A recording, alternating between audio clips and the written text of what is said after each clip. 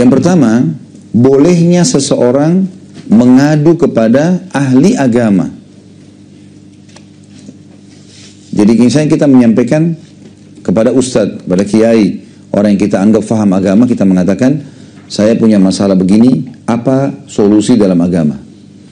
Bedakan mengadu, menyampaikan, mengetahui tentang hukum, dengan orang yang berkeluh kesah, curhat dan tidak ada arahnya. Ada orang gitu, telepon lama sampai 2 jam. Bukan, jadi dia cerita sebenarnya. Ujung-ujungnya pertanyaan cuman, apakah saya sudah cerai atau tidak? Tapi ceritanya 2 jam tadi sebelumnya. Udah, suami saya ucapin kalimat cerai, jatuh nggak? Hukumnya bagaimana? Selesai. Gak usah panjang-panjang gitu kan. Hukum syari. Nanti kalau masalah keluh kesahnya kepada Allah Subhanahu Wa Taala. Nggak ada gunanya, karena yang menguasai. Saya sudah kasih contoh tadi kan. Bagaimana suaminya si perempuan tadi jadi sadar justru karena doa. Allah yang bisa bolak-balikan hati manusia. Bisa mengubah semua, tidak ada yang mustahil. Kan gitu. Jadi di sini boleh kita menanyakan hukum, mengadu, artinya kejadian terjadi begini, bagaimana hukumnya, kepada ahlinya. Dan usahakan hindari selain ahli agama ini. Ada orang subhanallah, semua temannya tahu. Semua begitu lihat mukanya orang, saya mau mengeluh nih. Sebentar saya mau curhat ya, sebentar saya mau curhat ya.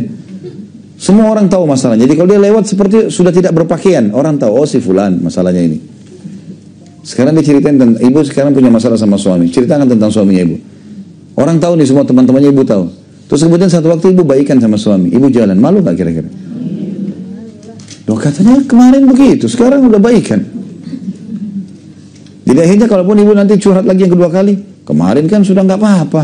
Kok gitu? Nah? Jadi nggak nyaman. Kalau kita berkeluh kesah sama orang tua kita misalnya, telepon, saya begini, saya begini, saya begini. Itu hanya akan menambah beban buat orang tua kita. Kesian mereka.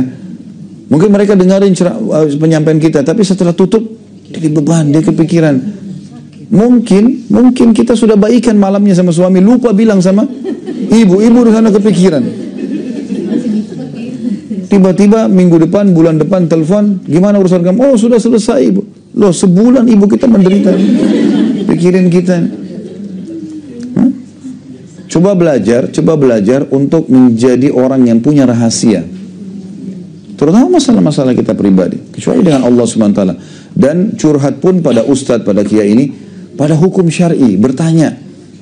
Ada kejadian begini, apa hukumnya? Gitu kan. Jadi kita tanya hukum, itu yang penting. Karena ada gunanya juga. Ustadz itu juga seorang manusia. Dia pun bisa digoda oleh syaitan. Ya?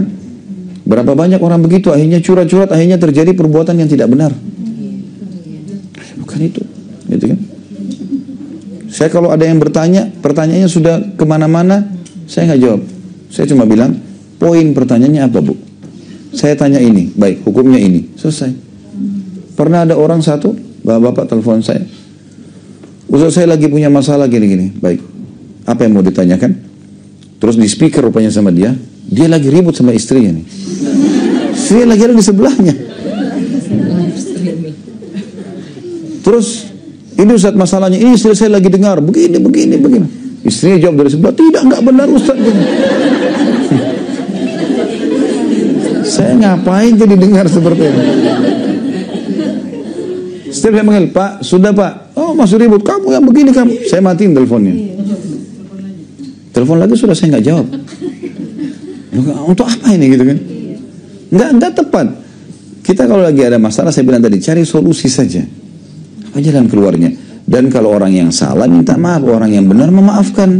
Clear, selesai. Dan semua manusia pasti punya salah.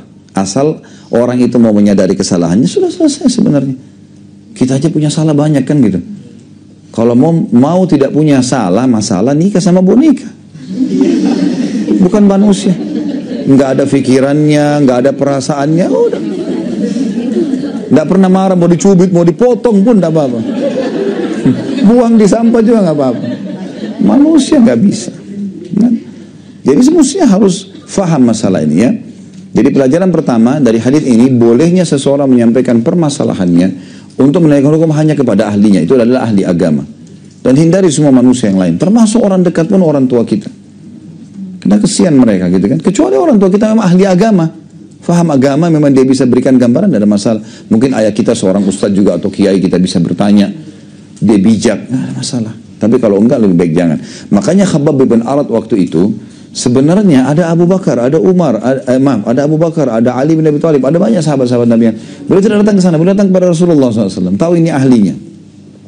Itu yang pertama.